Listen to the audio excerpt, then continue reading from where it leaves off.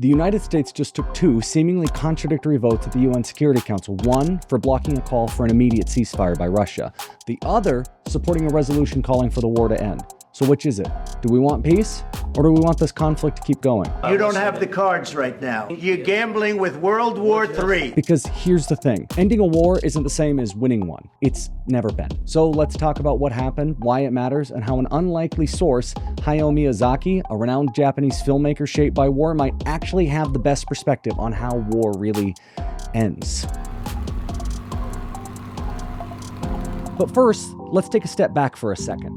What if this is strategy? What if the goal is to end the war, but the way to do it isn't by throwing around blame or moral posturing? Because here's a hard truth. Wars don't just end because one side is right and the other is wrong. They end with both sides, or in this case, the single aggressor, sees more benefit in stopping than in continuing. And if you're dealing with a leader like Putin, someone who operates on power, legacy, and ego, how you navigate that matters.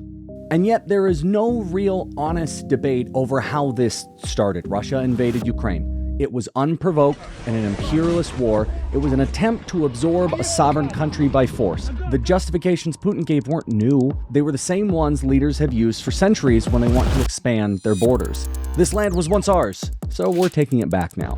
That's not self-defense, that's empire building.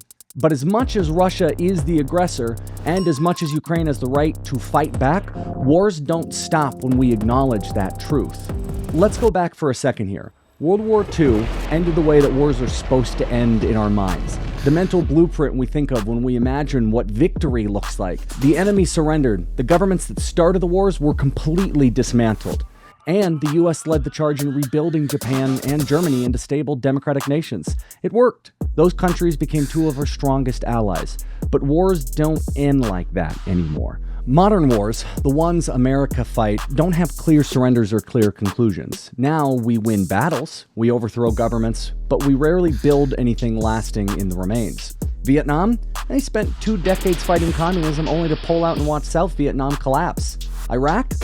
Took down Saddam Hussein, but the country imploded into civil war and gave rise to ISIS. Hey, what has 2 thumbs and created ISIS? This guy. Afghanistan?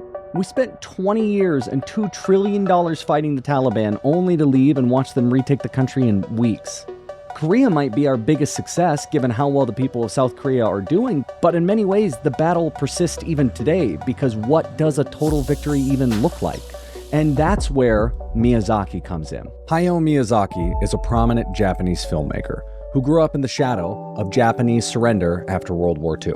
If there's one artist who understands the weight of war, it's Hayao Miyazaki. His father ran a factory that built warplanes for Japan in World War II. As a child, he saw firsthand how war reshapes everything, not just landscapes, but people. And that experience never left him. His films, his entire career grapple with what it means to inherit a world that was broken. His work rejects the idea of simple good versus evil conflict. There are no clean wars, no righteous destruction.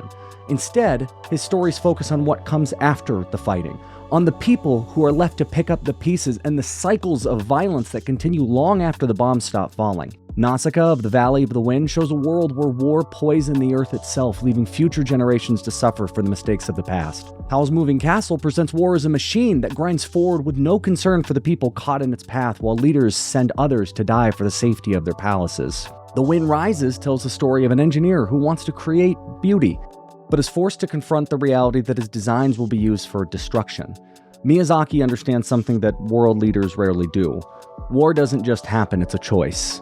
And if war is a choice, so is peace. But peace takes work, it takes effort, it takes the ability to look at your enemy and say, we have to stop this. We have to rebuild something new. If the United States votes are strategic, or part of a grand plan from Trump, then the key piece is understanding who we're dealing with. Putin isn't a leader who backs down under pressure. He escalates.